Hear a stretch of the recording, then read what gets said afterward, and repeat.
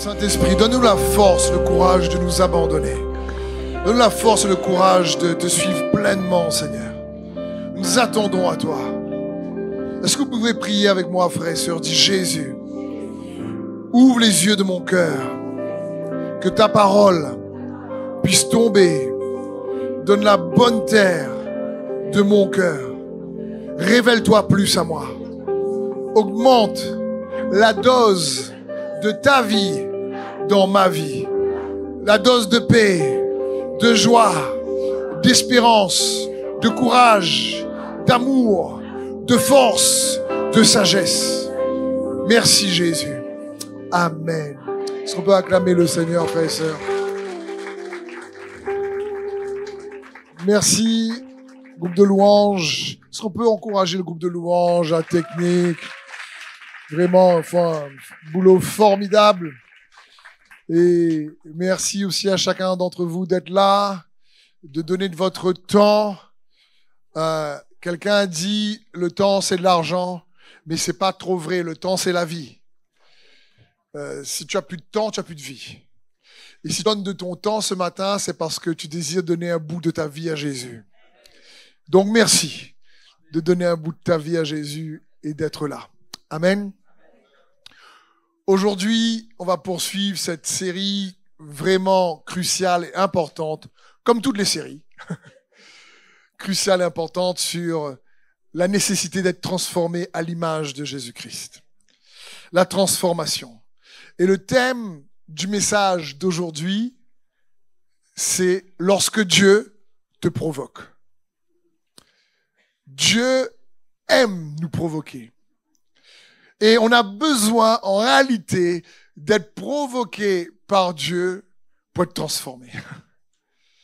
Et dans cette série, je vous ai encouragé et je prie pour vous, pour l'Église, pour chaque frère et sœur de l'Église, pour que Dieu augmente notre appétit et notre soif de lui, de Christ Jésus et de son royaume. Des choses d'en haut, comme nous dit la parole de Dieu. Colossiens 3:2 nous dit « Affectionnez-vous aux choses d'en haut et non celles qui sont sur la terre. Car vous êtes morts et votre vie est cachée avec Christ en Dieu. » Amen. Ta vie est cachée avec Christ en Dieu. Dis avec moi: Jésus, montre-moi un échantillon de cette vie cachée en toi. Parce que vous allez voir, c'est ce que Dieu utilise pour nous provoquer. Et pour ça, il est bon que nous puissions avoir de l'appétit pour les choses d'en haut. On a vu ensemble que avoir faim, c'est quoi? C'est un désir qui nous pousse à chercher à satisfaire un besoin. Quand tu as faim, c'est quoi? C'est que tu as un désir qui te pousse à satisfaire le besoin de manger. Mais le besoin de manger vient d'où? Du fait que ton corps libère des hormones et il te dit: j'ai besoin d'énergie, mange. Et toi tu dis: non, je suis jeune en ce moment, tu n'as pas compris. Et le corps te dit: il a besoin d'énergie, mange. Bon, des fois, on mange sans énergie. Des fois, on mange tellement que ça épuise l'énergie tellement. Mais en général, une des manières dont le corps stimule ce désir d'avoir faim, c'est parce que il a besoin de nutriments, de vitamines pour les transformer en énergie et en vie. Amen. Mais il n'y a pas que ça qui stimule la faim. Naturel, je parle. Et vous allez voir, il y a une belle analogie avec la faim spirituelle. Mais il est bon de comprendre comment cela se passe déjà dans le naturel. Une autre manière qui stimule la faim naturelle, c'est des éléments extérieurs. Comme par exemple, tu regardes une publicité avec un joli hamburger. Ou un joli steak. Et là, tu regardes le steak, tu fais waouh. Bon, certains, c'est peut-être une jolie salade. Et là, tu fais waouh, c'est vert. Chacun ses goûts. Revenons au steak plutôt. Tu regardes le steak et en regardant le steak ou une belle glace ou un bon repas, tu n'avais pas pensé avoir faim, mais d'un coup, tu dis, on va manger, non. Et donc, c'est stimulé ici parce que tu vois donc quelque chose qui vient activer, comme un stimuli, ton désir d'avoir faim. Ou sinon, un autre exemple, tu vas chez tes parents ou chez ton frère, ta soeur, des amis, et tu penses pas du tout à manger, mais quand tu rentres dans la maison, il y a une odeur de curry qui monte dans tes narines. Et là, d'un coup, tu fais, ça sent bon ici, ça va ? Et tu fais quoi à manger là ? Et là, il est en train de te dire qu'il est en train de faire un super repas, un gratin de je sais pas quoi, ou vraiment un repas que toi, tu aimes. Et d'un coup, l'odeur à stimuler la faim par des éléments extérieurs. Donc, il faut voir et comprendre que Dieu va provoquer notre faim spirituelle un peu de la même manière. Et on va voir dans ce message comment donc Dieu provoque notre appétit spirituel pour nous transformer. Un des éléments ou une des manières que Dieu utilise, j'appelle ça le principe de l'exposition. C'est lorsqu'on est exposé. Comme pour le naturel, tu es exposé à de la pub, tu es exposé à des trucs, tu dis, on va acheter ça, ou on va aller dans tel restaurant, parce que tu as vu. Le fait d'avoir été exposé a stimulé en toi le désir d'aller à tel endroit ou de manger telle chose. C'est pareil pour l'odeur, l'odeur a stimulé. Et spirituellement, Dieu utilise le même principe, le principe de l'exposition, pour venir stimuler notre appétit spirituel. C'est un principe fort et puissant. Dieu, par exemple, va nous exposer à une dimension de sa gloire qu'on ne connaissait pas. Et cette dimension-là va venir nous pousser à avoir de l'appétit pour l'expérimenter plus. Parce que quand tu es pas exposé, tu sais pas que ça existe. Si tu sais pas que ça existe, t'as pas envie. Parce que tu peux pas, que tu connais pas ce que tu connais pas, tu connais pas. Fais un peu de philo. Tu sais pas que ça existe. Mais quand Dieu t'expose à une dimension de son amour, une dimension de sa gloire que tu ne connaissais pas, il désire utiliser cela pour venir stimuler en toi le désir d'aller plus loin avec lui, de passer un autre niveau avec lui. C'est le même principe de ce verset clé de cette série Transformation dans 2 Corinthiens 3,18 où la Bible dit « Mais nous tous, nous contemplons comme dans un miroir la gloire du Seigneur et nous sommes transformés en la même image, de gloire en gloire, comme par le Seigneur l'Esprit. » Le mot « contempler », je vous avais dit, c'est voir, admirer avec insistance. Mais c'est quoi? C'est en fin de compte, c'est parce que tu es exposé à une mesure de gloire que tu ne connaissais pas par la Seigneurie de Christ qui se manifeste et qui vient activer en toi un désir de le suivre. Un exemple simple. Quand Dieu vraiment fait des signes, des miracles et des prodiges, qu'il guérit, et que tu vois une intervention évidente de sa puissance, il t'expose à une dimension de gloire, de sa gloire, qui a pour objectif de te donner de l'appétit pour mieux le connaître. Amen. C'est un peu quand Jésus dit aux disciples, quand il a multiplié les pains et les poissons, et qu'il leur demande et qu'il leur dit, méfiez-vous du levain des pharisiens, et les disciples, un peu comme nous, ne comprennent pas trop tout de suite, et ils se regardent les uns les autres, et ils disent, tu as emmené du pain, toi, tu passes à la pâtisserie, boulangerie, tout ça. Et puis, les gars disent, non, on t'emmène pas. Puis Jésus dit, non, mais vous n'avez pas compris ce que je vous demande. Je dis, est-ce que vous avez compris le miracle des pains? Jésus dit, je vous ai exposé à une expression glorieuse de la démonstration de ma puissance par la multiplication des pains et des poissons. Il dit, est-ce que vous avez compris? Jésus voulait que cette exposition à la démonstration de sa puissance produise quelque chose en eux, leur donne une soif de comprendre et de mieux connaître qui il est. C'est dans ce sens que Dieu désire nous exposer. C'est pareil, quand Dieu nous donne des promesses, qu'est-ce qu'il désire? Il désire nous activer pour quelque chose de meilleur pour nos vies. C'est le principe de la terre promise. Quand il dit à son peuple qui est esclave en Égypte, je vais vous sortir de là, vous êtes esclaves, mais ce que j'ai pour vous, c'est un pays où coule le lait et le miel.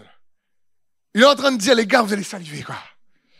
Comprenez, là, je vais vous donner du lait vraiment haut de gamme.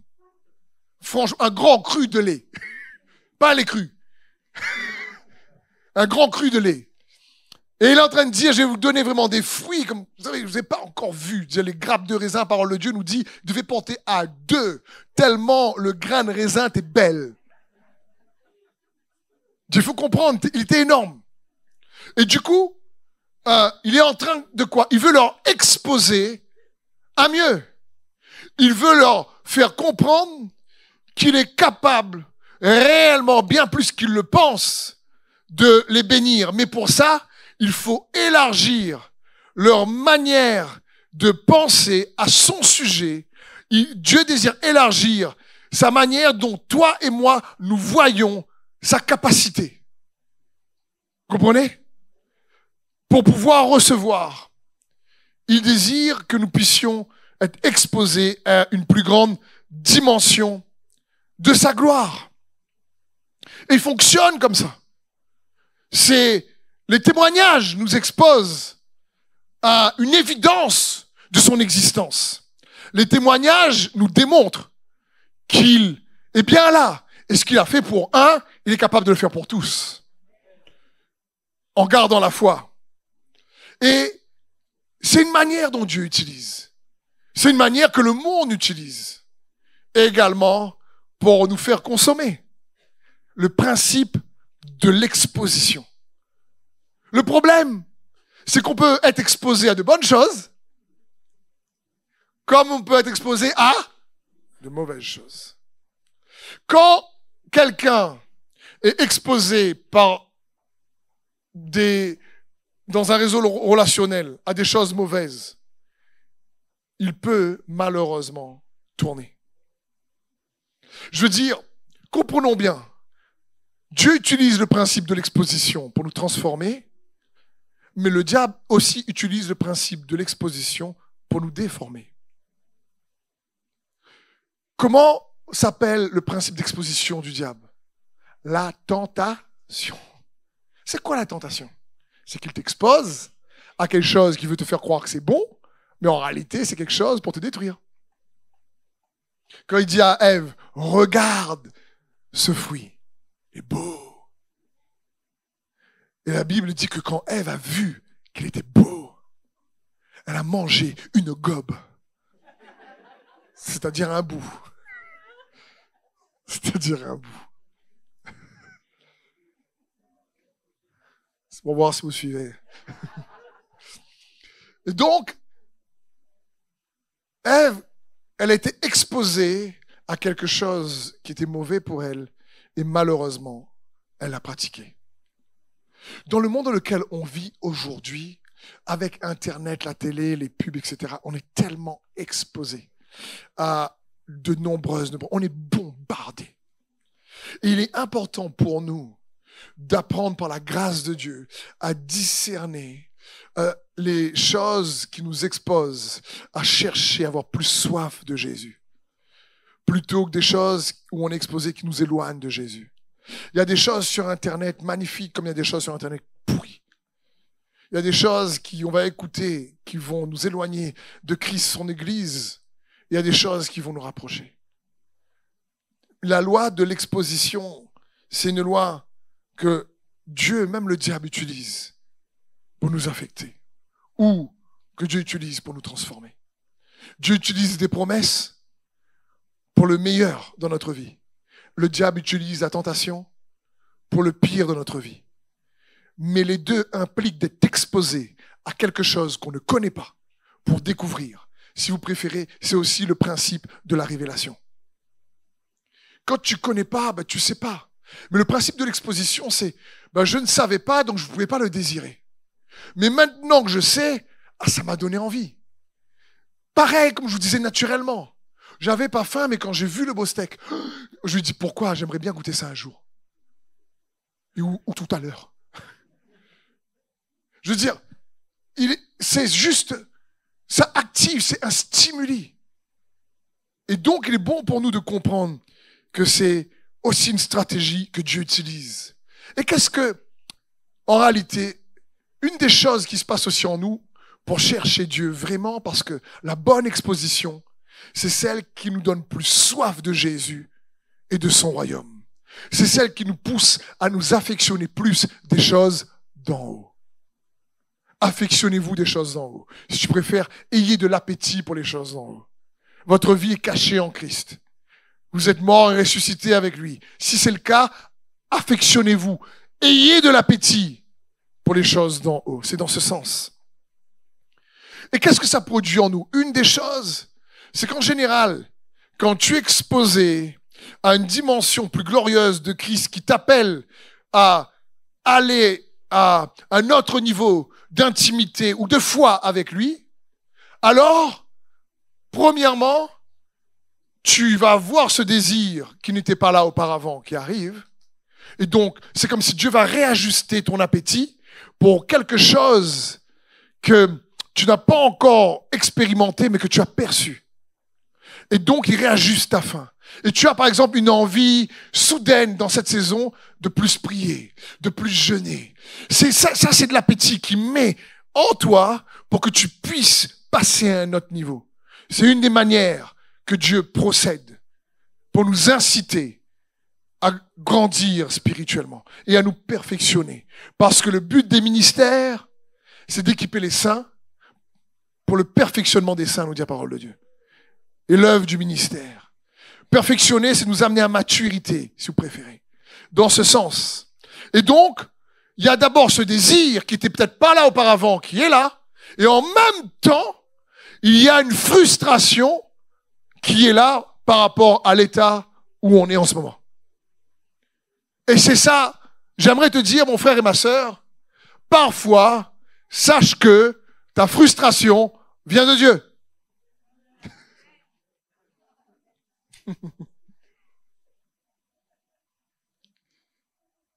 Parce qu'on pense toujours qu'on est frustré, c'est mauvais.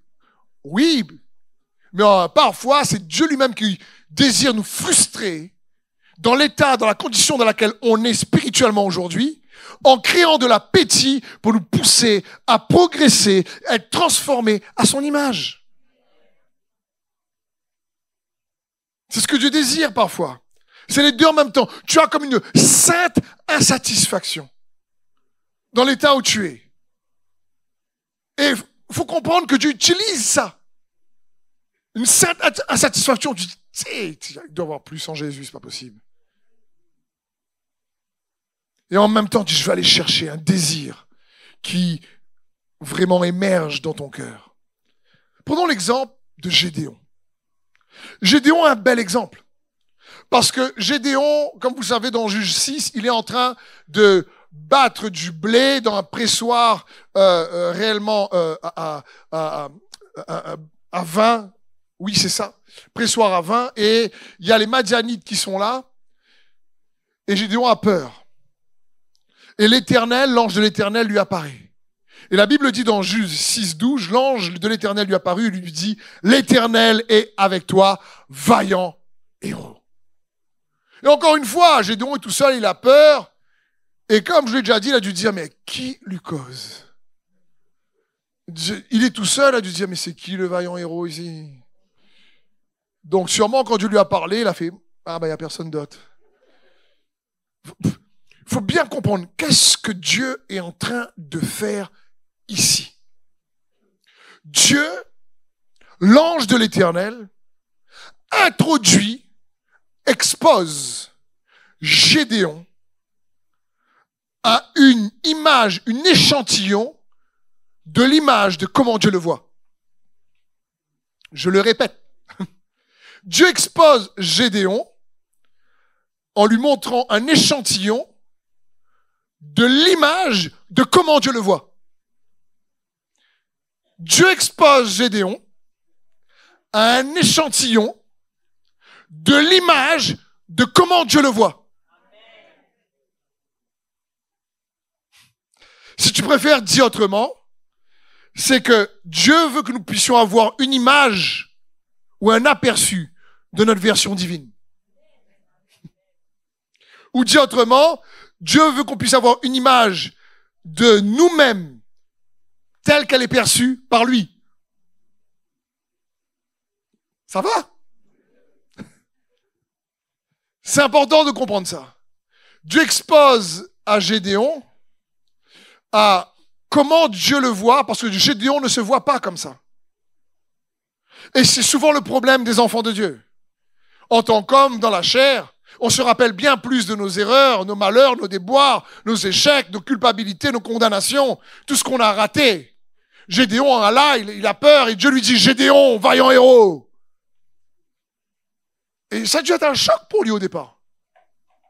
Mais Dieu est en train de dire « Écoute, il faut que tu arrives à comprendre que je ne te vois pas comme toi tu te vois. » Et Dieu souvent nous expose à une dimension de qui nous sommes en lui et lui en nous pour nous donner soif et faim. C'est pour ça que j'aimerais vous encourager, les frères et sœurs de l'Église destinée, dans cette période, et où si tu nous visites, à prier en disant « Seigneur, visite-moi, révèle-toi à moi. Seigneur, c'est toi que je veux. Je veux plus de toi. » Et c'est ce que Dieu a fait avec l'apôtre Paul. L'apôtre Paul va dire de lui-même, je connais un homme, il y a 14 ans de cela. Est-ce dans son corps ou hors de son corps? Dieu seul sait. Il dit, s'il fallait se vanter, je me vanterai d'un tel homme, mais de moi-même, je ne me vanterai pas. Et c'est une explication un peu bizarre en réalité. La première fois que je me rappelle que j'ai lu ce passage, je l'ai lu à plusieurs reprises parce que je ne comprenais pas.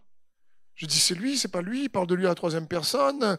Un coup, lui, il se vante de lui, un coup, il se vante pas de lui. C'est quoi, le gars est deux, un, schizophrène, droite, je veux dire, uni, je dis, c'est... Au départ, je comprenais pas.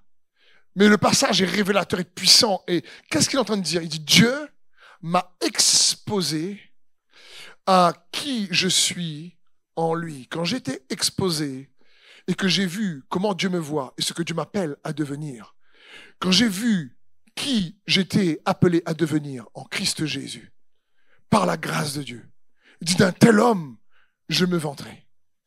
Parce que c'est le produit, le fruit de la grâce de Dieu et des efforts qu'on peut faire, combinés et activés toujours par la grâce de Dieu. Parce que Paul va dire, je suis ce que je suis par grâce. Mais la grâce de Dieu n'a pas été vaine dans ma vie, parce que j'ai travaillé plus que tous. Non pas moi, mais la grâce de Dieu au travers de moi. Et puis il va dire, lui dans la chair, il ne va pas se vanter. Mais Paul nous montre ici que toute sa vie, il a cherché à devenir celui ou celle que Dieu veut qu'il devienne parce qu'il était exposé à ça. C'est pour ça qu'un plus tard, quelques années plus tard, dans Philippiens, lorsqu'il écrit là en prison, il va dire, oubliant ce qui est derrière moi, mais je cours pour remporter le prix de la vocation céleste en Jésus-Christ. Il dit, frère, ce n'est pas que je suis déjà arrivé. Non, je ne suis pas encore arrivé à maturité comme il le faudrait, mais je cours parce que je sais quel est le but, quel est mon objectif. J'étais exposé à la gloire de Dieu. Et à qui m'appelle à devenir en lui. Il m'appelle à devenir un fils, une fille du roi des rois. Et ça, c'est important pour nous de comprendre. Gédéon est exposé à un échantillon, un petit bout d'image de qui il est en Dieu. Et c'est ce que Dieu désire que nous puissions expérimenter. Parce qu'une des manières que Jésus a utilisé, une des méthodes que Jésus a utilisées pour former formait ses disciples, c'est qu'il les exposait toujours à quelque chose de plus glorieux. Et pour illustrer cela, on va prendre un verset que je partage souvent, mais on va essayer de le comprendre avec une manière différente ce matin. C'est ce verset très connu de Jean 10, 10. Le voleur vient seulement pour voler, pour tuer, pour détruire. Mais moi, je suis venu afin que les hommes aient la vie, une vie abondante.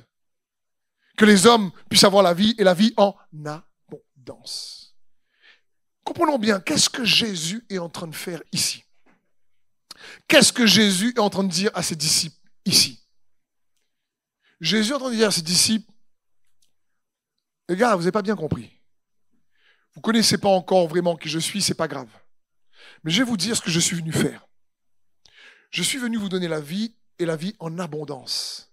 C'est-à-dire une vie satisfaisante, une vie réellement avantageuse, une vie qui n'est pas de ce monde. C'est moi qui la donne. Vous ne pourrez pas la trouver dans ce monde. C'est moi qui donne la vie. Je suis venu donner cette vie. Cette vie ne se trouve pas dans ta catégorie sociale. Cette vie ne se trouve pas dans ton compte en banque. Cette vie ne se trouve pas dans ton statut. Cette vie ne se trouve pas du tout dans ton talent, dans ton don, dans qui tu es. Cette vie, c'est moi qui donne.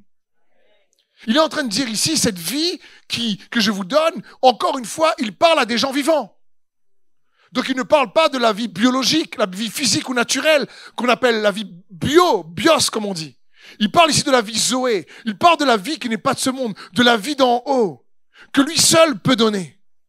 Il est en train de dire, je vais vous exposer à une vie que vous ne connaissez pas. Non seulement je vais vous exposer, mais je vais la démontrer afin d'aiguiser, d'attiser votre soif, vous donner de l'appétit pour que aussi vous puissiez me la demander et la recevoir. Jésus, le chemin, la vérité, la vie. Et il désire que nous puissions comprendre ça. Jésus nous dit, je suis venu donner la vie. Il n'est pas venu donner une religion. Il n'est pas venu donner une dénomination ou une église. L'église est un moyen que Dieu utilise parce que l'église est aussi l'idée de Christ qui bâtit son église pour faire avancer son royaume et permettre à ce que les enfants de Dieu qui viennent à l'église puissent recevoir de sa vie. Parce que sa parole est la vie.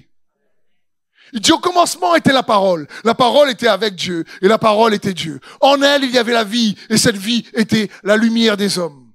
Et la parole s'est faite chair. Et à ceux qui l'ont reçue, cette parole, elle leur a donné le pouvoir, la puissance de devenir enfants de Dieu. Et Jésus veut que nous puissions comprendre ça, puissions être exposés à ça. Quand il parle de vie abondante, il est en train de dire, il y a un potentiel de vie que je vais placer en vous, que j'aimerais que vous puissiez être exposés pour mieux la désirer. Il faut comprendre que je parle de potentiel de vie, il y a de la puissance en réserve dans cette vie. Il y a de la force inexploitée dans cette vie. Il y a des capacités, des dons spirituels cachés dans cette vie. Il y a dans cette vie la capacité que tu deviennes ce que jamais aucun effort humain ne peut réaliser. Il y a dans cette vie ce potentiel, tout ce que tu peux atteindre par sa grâce et non par tes efforts. Il y a dans cette vie la possibilité d'accomplir des choses et de faire des exploits que cette vie peut nous permettre d'accomplir et de faire. Et Jésus veut que son peuple ait soif de cette vie. Mais pour essayer de bien décrire de manière peut-être un peu plus pragmatique cette vie abondante, on va laisser la parole expliquer la parole. Parce qu'au verset 11 de Jean 10, Jésus va dire « Je suis le bon berger. Le bon berger donne sa vie pour ses brebis. » Donc on va essayer de comprendre quel potentiel il y a dans cette vie abondante. Et n'oublions pas, Dieu est décrit par beaucoup de noms. Un seul nom ne suffit pas pour expliquer toutes ses qualités. Jésus est par exemple le Sauveur. Mais il est aussi le Seigneur, l'alpha et l'oméga, le commencement et la fin, l'Emmanuel, mais il est aussi le bon berger. Il attache, si vous préférez, ici, le don de cette vie abondante à cette qualité de bon berger. Donc, d'après vous, quelle est la prière dans les Écritures qui exprime le mieux le cœur du berger qu'est Dieu? Le psaume 23. Le psaume 23 nous décrit la vie abondante que Jésus veut donner à ses enfants. Quand il dit « je suis le bon berger », il est en train de dire « les gars, vous avez lu, vous avez appris par cœur le psaume 23, je vais vous le démontrer et la donner. » Parce que vous avez lu, mais ce que vous avez lu, c'est moi. Jésus dit c'est lui le bon berger. Donc, vous connaissez ce psaume magnifique. L'Éternel est mon berger. Je ne manquerai de rien. Il me fait reposer dans de verts pâturages. Il dirige près des eaux paisibles. Il restaure mon âme. Il me conduit dans les sentiers de la justice à cause de son nom. Quand je marche dans la vallée de l'ombre de la mort, je ne crains aucun mal. Car tu es avec moi. Ta houlette et ton bâton me rassurent. Tu dresses devant moi une table en face de mes adversaires. Tu oins d'huile ma tête et ma coupe déborde. Oui, le bonheur et la grâce m'accompagneront tous les jours de ma vie et j'habiterai dans la maison de l'Éternel jusqu'à la fin de mes jours. Puissant psaume qui nous montre comment le bon berger veut distribuer la vie abondante, ou quelles sont, si tu préfères, les qualités qu'on peut bénéficier de cette vie abondante, ou si tu préfères, quels sont les bénéfices ou les avantages que nous recevons au travers du bon berger qui nous donne cette vie abondante. Amen. Et on va voir quelques points. Premièrement, une vie satisfaisante. L'Éternel, mon berger, je ne manquerai de... Ça parle pas ici uniquement des choses matérielles. Ça parle en réalité des besoins émotionnels, psychiques, psychologiques, moraux, mentaux, relationnels, ce que tu veux. Je ne manquerai de rien. Ça parle ici d'une vie où tu te sens utile, accompli. C'est comme tu as un sentiment d'accomplissement. Tu sais pourquoi tu vis. Tu sais pourquoi tu es sur terre. Tu sais qu'est-ce que tu fais là. Tu n'as pas de doute sur ce que tu fais là. Tu sais quelle est ta mission. Tu sais quel est ton appel. Tu sais quelle est ta destinée. Et tu es dedans. Et c'est ce genre de vie-là que Dieu veut donner. Quand il dit « L'Éternel est mon berger et je ne manquerai de rien », ça part d'une vie où il y a un sentiment d'accomplissement. C'est une vie, encore une fois, qui se trouve qu'en Jésus-Christ, le bon berger. 1 Jean 5, 11 nous dit, voici ce témoignage. C'est que Dieu nous a donné la vie éternelle et que cette vie est dans son Fils. Celui qui a le Fils a la vie. Celui qui n'a pas le Fils n'a pas la vie. Point barre à la ligne. Je veux dire, c'est pas plus compliqué. On n'a pas dit celui qui a l'église, celui qui jeûne un tas, celui qui prie un tas.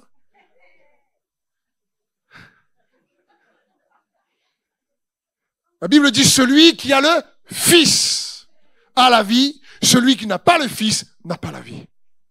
Quelle tragédie serait pour un chrétien de venir à l'église tout le temps et de ne pas avoir le Fils jamais.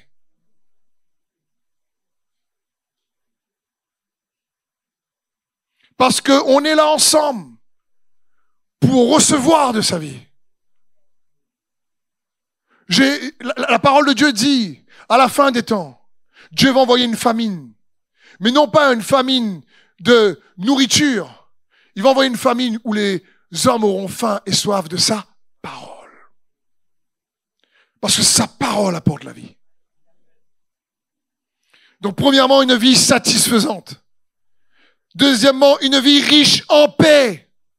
Il me fait reposer dans de verts pâturages.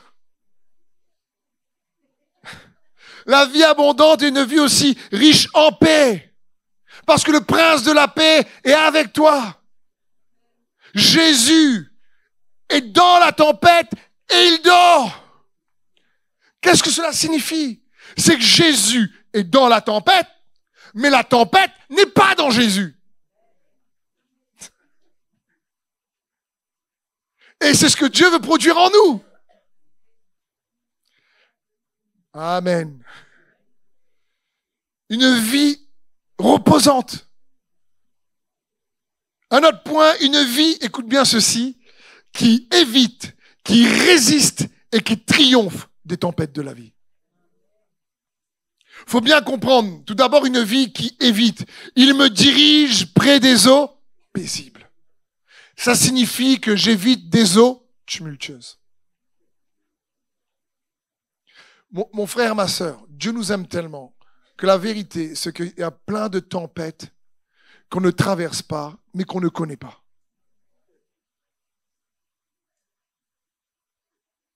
L'exemple du démon de Gadarénien dans la parole de Dieu. Quand Jésus le délivre, quand il est possédé, cet homme-là, il ne sait pas que Jésus a dû traverser une tempête pour venir le délivrer. Il y a des fois, on ne sait pas qu'il y a une tempête qu'on a évitée. Parce que Jésus était sur notre chemin. Il nous dirige près des eaux paisibles. C'est-à-dire, il y a une vie qui suit le bon berger, va quand même, dans une certaine mesure, éviter des tourments inutiles. Mais malheureusement, elle n'évite pas tout. C'est pour ça que je dis c'est une vie qui évite et une vie qui résiste. Si tu préfères, qui endure. Parce que notre passage dit, quand je marche dans la vallée de l'ombre de la mort, je ne crains aucun mal, car tu es avec moi. Là, tu n'as pas pu éviter. Là, tu es dedans. Là, tu as essayé de faire ce que tu peux, tu as tout bien fait, tu as jeûné, tu as prié, tu as brisé, tu étais gentil, tu étais bon, tu as pardonné. Et malgré tout, tu gagnes le coup. C'est-à-dire, tu traverses des difficultés quand même. C'est un peu... J'aime l'exemple de Daniel. La Bible dit que Daniel avait un esprit excellent dans les Écritures. Le gars, ses adversaires n'arrivaient même pas à le prendre en défaut. Et pourtant, ça n'a pas évité la fosse au lion. Daniel aurait pu se dire, mais comment un juste comme moi, je fais pour tomber dans une fosse comme ça? Et c'est parfois ce qu'on se dit, nous les enfants de Dieu. Je ne comprends pas ce qui m'arrive. Franchement, j'ai essayé de mettre ma vie droite quand même, oui. Pourquoi je passe par cette vallée sombre-là?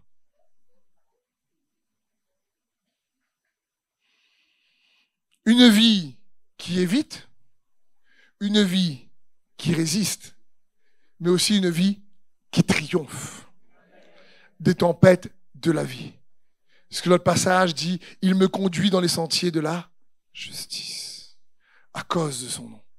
Il est en train de dire, peu importe les injustices que tu as pu traverser, peu importe ce que tu as pu expérimenter, le bon berger est celui qui fait justice. Il est celui qui sera capable d'étendre sa main. Il est celui qui sera capable de te faire voir sa justice sur terre comme au ciel. Parce qu'il est le juste. Un autre point, une vie où tu es restauré, guéri de tous tes traumatismes et blessures passées. Il restaure mon... Il faut bien comprendre, il restaure mon âme, ça parle ici, pas uniquement il restaure un petit peu comme un mal fait, quoi. C'est un petit bricolage. Non, c'est pas gros doigt, justement. C'est pas une petite restauration gros doigt, comme on dit. C'est une restauration fin doigt. C'est dans ce sens, c'est vraiment bien fait. Il restaure mon âme. C'est pour ça que le Saint-Esprit est appelé le consolateur. Parce qu'il sait qu'on va traverser des moments compliqués. Ça signifie qu'il est là pour nous restaurer, nous relever. La Bible dit, mais si celui qui a relevé Christ d'entre les morts habite en vous, alors il vous relèvera aussi d'entre les morts. S'il est capable de nous relever par la puissance de son esprit d'entre les morts, quelle situation que tu as traversée, tu crois que Dieu n'est pas capable de te relever?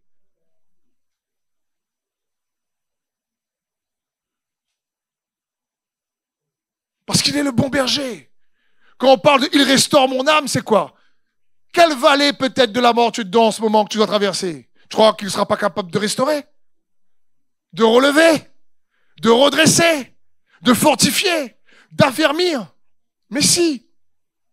Parce qu'un autre passage va dire « mais après que vous ayez souffert pendant peu de temps », 1 Pierre 5, 10, il vous restaurera, il vous affermira, il vous fortifiera, il vous rendra inébranlable. Amen. À Jésus-Christ soit toute la gloire. Donc quand il restaure, il ne veut pas juste le faire de manière fragile. Il restaure mon âme. Il veut rendre l'âme prospère. Bien-aimé, je souhaite que tu prospères à tout égard, comme prospère l'état de ton âme. C'est le bon berger. Quand il parle de la vie abondante, c'est à ça qu'il voulait exposer les disciples, et nous avec, pour nous donner soif de dire non. Mais nous sommes transformés en la même image, parce que je vois dans sa vie, au travers de sa parole que je reçois avec foi, une mesure de gloire que Dieu a pour moi.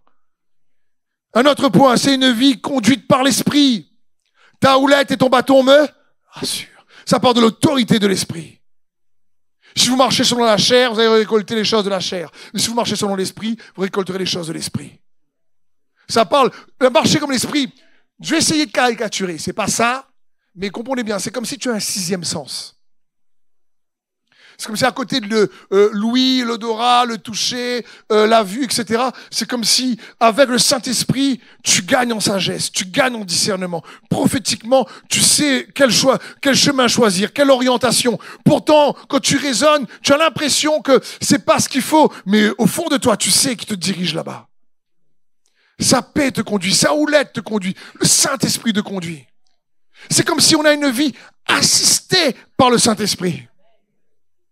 Et il nous assiste pour nous dire, non, on va pas là-bas. Un peu comme Abraham et Lot. Lot voit les plaines de Sodome et Gomorrhe, il dit, waouh, elles sont belles, regarde, c'est magnifique. Là, ça va être bon, hein, Sodome et Gomorrhe, en plus à côté, on va faire la fête. Il dit, bon, Abraham, moi, je prends ça. Et Abraham dit, ok, bon, moi, je vais prendre les récifs, les montagnes. Je dis, là, il faudra monter, lever, mais on va y aller. Et pourtant, plus tard, c'est Abraham qui va sauver Lot. Pour son intercession. Parce qu'Abraham savait que ce n'était pas l'endroit où il était qui allait lui donner la vie. C'était avec celui qu'il était connecté. C'est pas pareil. C'est pas pareil. Un autre point, cette vie abondante, c'est une vie avec des relations exceptionnelles. Certains font, bon, ça existe ce truc-là. C'est possible d'avoir une affaire comme ça.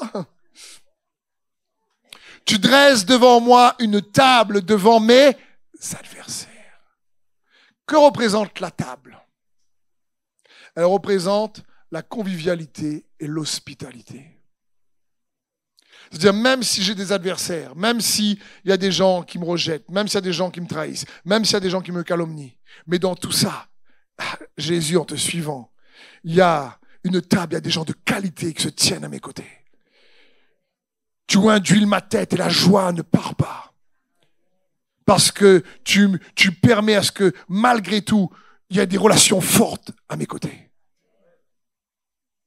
C'est ça la table. Va manger tout seul, tu vas voir. Si c'est fun. Va prendre un bon repas, le meilleur repas, tout le temps tout seul. Imagine, tu manges tout le temps un super repas, tout le temps tout seul.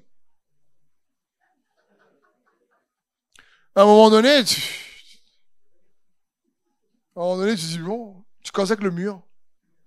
Tu fais comme le film Gala, tu appelles le mur Wilson. Ce petit ballon, là, seul au monde.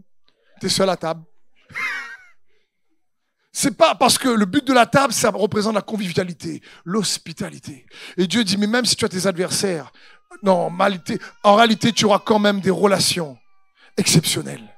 C'est ce que Jésus veut construire dans son Église. Lorsqu'il dit, par exemple, à ceux-ci, tous reconnaîtront que vous êtes mes disciples, à l'amour que vous avez les uns pour les autres. Qu'est-ce qu'il est en train de dire? Il est en train de dire, si vous devenez vraiment mes disciples, mon amour sera tellement en vous que ça va se voir. Et les relations que vous aurez sera exceptionnelles. Et je comprends que certains me regardent et me disent, franchement, moi, j'ai pas trop vécu ça. Et je te dirais, bienvenue au club. Même en tant que pasteur, combien de fois j'étais déçu par des collaborateurs, des frères et sœurs, combien de fois on a pu, par rapport à des relations, sentir le rejet, la condamnation, combien de fois ça a été compliqué, et pourtant tu dis, mais c'est pas possible, dans l'église, je devrais aimer à cause banal et comme ça. Donc tu dis, non, c'est pas possible, tu te dis, mais pourquoi? Mais je vais te dire une chose, je vais pas laisser mon expérience devenir la vérité. Je vais laisser sa vérité changer mon expérience.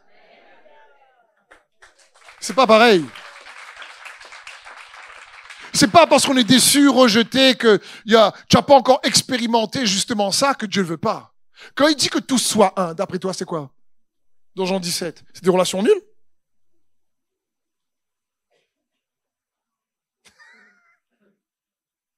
Et c'est Jésus qui prie. Parce qu'il sait que ça, c'est dans la vie abondante. Et il désire qu'on puisse avoir un avant-goût sur terre. Parce qu'au ciel, ce sera le cas. Au ciel, là, ça va être bon. Hein? Mais si on peut faire en sorte qu'il soit sur la terre comme au ciel déjà, c'est bien. Que ton règne vienne. Petit avant-goût, c'est quand même bien. Petit apéro. Petit apéro du ciel. Donc comprenons bien, c'est une vie aussi abondante. Jésus avait ça. Jésus avait des gens qui le quittaient, des gens qui le trahissaient, mais Jésus, malgré tout, a su tenir des relations exceptionnelles avec ses disciples. Des relations formidables après, avec l'aide du Saint-Esprit. Jésus était incroyable. Des fois, il prêchait pour les gens partaient. Il dit, mangez ma chair et buvez mon sang. Ma chair est une vraie nourriture, mon sang un vrai breuvage. Si vous mangez mon corps, vous aurez la vie. Sinon, non, vous allez mourir. Tu imagines les gars qui étaient là? La Bible dit, certains ont entendu ça, se sont dit, bon, alors on reste pas là, ce gars-là, il y a un souci. Dire, il nous prend pour des cannibales. C'est quoi le truc, quoi? Je veux dire, mais imaginez à l'époque les gars en train d'entendre ça. Il faut bien comprendre. Nous, on est là, Jésus, mort ressuscité, alléluia, on a le Saint-Esprit. Mais j'imagine les gars en train d'entendre ça. Qu'est-ce qu'il a dit là? Manger quoi? Sa chair? Hein? Boire quoi? Son sang? En plus, pour les Israélites qui, surtout, c'était... Tu touches pas le sang. Ah, les gars, ils disent c'est trop dur. Ah, les gars... Et puis Jésus se retourne vers ses disciples parce qu'il y a plusieurs qui le quittent. Et Jésus dit, vous n'êtes pas partis, non, vous? Jésus fait pas... Ils vont lâcher. Pourquoi ils sont partis? Je comprends pas. Jésus leur dit, vous n'êtes pas partis. Pourquoi vous restez là, vous? Et tu as Père qui lui dit, mais parce que tu as les paroles de la vie. Mais malgré ces gens qui sont partis ou qui l'ont maltraité, il y avait quand même autour de Jésus un réseau relationnel exceptionnel qui a bouleversé le monde. Dernier point, une vie abondante. C'est une vie domptée par l'amour de Dieu et favorisée par sa grâce. Oui, le bonheur et la grâce m'accompagneront tous les jours de ma vie. C'est une vie où tu es tellement dompté par son amour, c'est-à-dire c'est plus ton ego qui te maîtrise, c'est l'amour qui te maîtrise. Un amour qui, lorsqu'il grandit, vient chasser les peurs. Parce que la Bible dit que l'amour parfait chasse la peur. La peur du lendemain, la peur de la solitude, la peur du manque, la peur de la maladie, et la peur d'être rejeté, la peur d'être mal aimé, la peur de rater, la peur d'échouer. Ces peurs-là, quand tu sais qu'il est avec toi, alors tu peux dire oui, le bonheur et la grâce. Tu sais que son amour est là pour toi.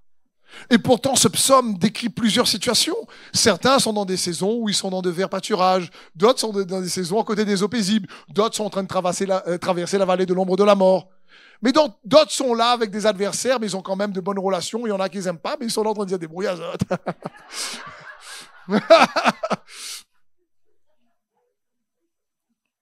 En fonction des saisons de chacun. Et puis il conclut en disant, mais de toute façon, en fonction de toutes les saisons que chacun traverse, tu sais quoi?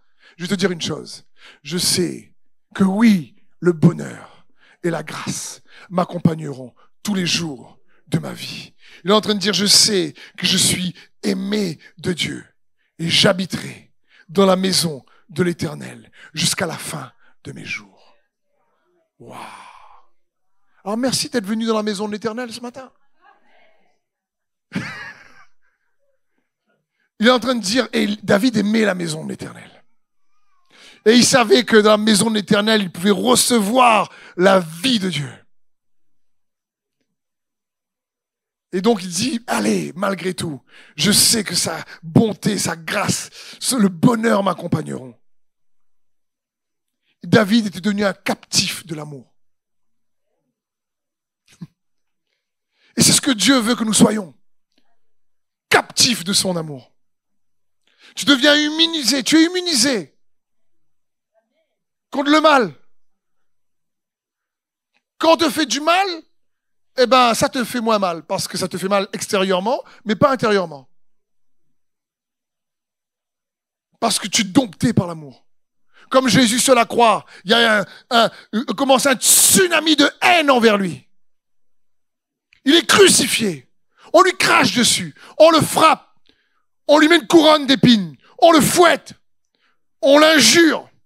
Tout le monde se moque de lui. Il souffre. Il a perdu beaucoup de sang. Il est sur la croix. Et il les regarde. Et il dit, Père, pardonne-leur. Parce qu'ils ne savent pas ce qu'ils font. Ça, c'est être dompté par l'amour. Ça, c'est être captif de l'amour. On lui a fait du mal, mais ce mal n'a pas produit du mal en lui. Le mal qu'on a fait contre lui a été stoppé, paralysé, désintégré par la puissance de l'amour en lui. Et ce mal qu'on a fait contre lui n'a pas produit donc du mal en lui. Et du coup ne s'est pas exprimé au travers de lui. Le mal qu'on a fait contre lui a été donc désintégré par l'amour qu'il est. Et du coup, il a rendu l'amour. En disant, Père, pardonne-leur. Et ça, c'est la vie abondante que Dieu veut pour nous. Ah, il y a de chemin, oui. Par sa grâce. Mais il veut nous exposer à ça pour dire, il y a mieux. Pierre est passé par là après, lui qui renie Jésus devant une petite femme et qui jure, qui dit un tas de gros mots pour faire croire qu'il n'a pas été avec Jésus. Mais après, à la fin de sa vie, selon l'histoire, quand ils ont voulu à nouveau le crucifier et réellement qu'il puisse mourir martyr, il a dit non, je ne suis pas digne de mourir comme mon Seigneur. Mettez la croix à l'envers. Oui, il y a le chemin. Mais ce que je veux dire par là, c'est que c'est ce que Dieu veut produire en nous, cet amour-là. Ça ne veut pas dire que tout le monde va être crucifié à l'envers, attention.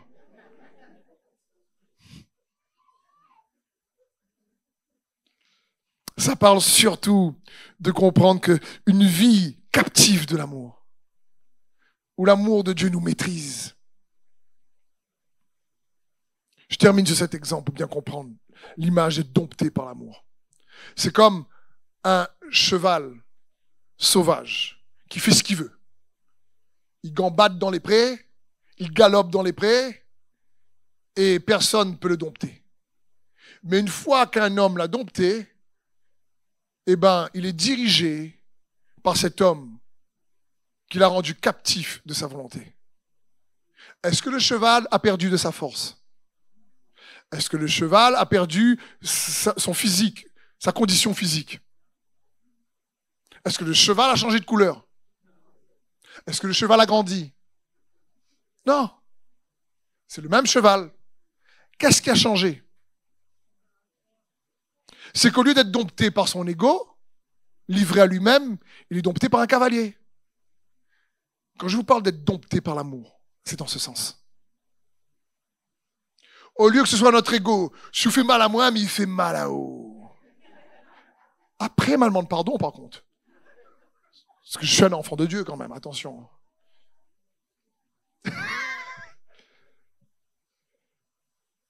Et ça, c'est possible. Et Jésus dit, le voleur ne vient que pour dérober et détruire. Mais moi, je suis venu vous donner la vie et la vie en abondance. C'est une vie qui n'est pas d'ici. C'est pour ça qu'on a du mal à comprendre. C'est une vie mystérieuse. C'est une vie que lui seul peut donner. C'est une vie que l'on peut extraire uniquement dans notre relation de foi avec Jésus. C'est une vie qui renferme les qualités que je vous ai partagées parce que c'est le bon berger qui la donne. Et dans le psaume 23, le bon berger nous explique quelle vie il veut nous donner, comment il veut nous conduire, comment il veut nous protéger, comment il veut nous préserver, comment il veut nous bénir, comment il veut nous donner la paix. C'est dans ce sens. C'est pour ça que Dieu nous transforme en nous provoquant. à découvrir une autre dimension de son glorieux amour envers nous, pour qu'on puisse comprendre que rien au monde, comme on a adoré tout à l'heure, ne pourra nous donner les avantages, les bénéfices, les qualités qui ne peuvent uniquement se recevoir au travers de notre relation avec Jésus-Christ, le Seigneur des Seigneurs et le berger des bergers. Amen. Merci d'avoir suivi ce message. J'espère que ce message a fortifié votre foi. Merci également pour tous ceux et celles qui nous soutiennent au travers de votre générosité. Vous avez en bas de votre écran un QR code qui vous conduira vers une page qui s'intitule jeveuxbénir.com. Merci de nous aider à propager sa parole. D'ailleurs, si ce message a fortifié votre foi et que vous connaissez quelqu'un de votre entourage qui aurait besoin de l'entendre, n'hésitez pas à lui partager ce message. Aussi, je vous encourage, si vous le souhaitez, à vous abonner à notre chaîne YouTube. Nous avons des messages nouveaux chaque semaine. Nous sommes aussi présents sur d'autres médias dont vous aurez donc les liens dans la description ci-dessous. En tout cas, merci de nous avoir suivis. Soyez bénis.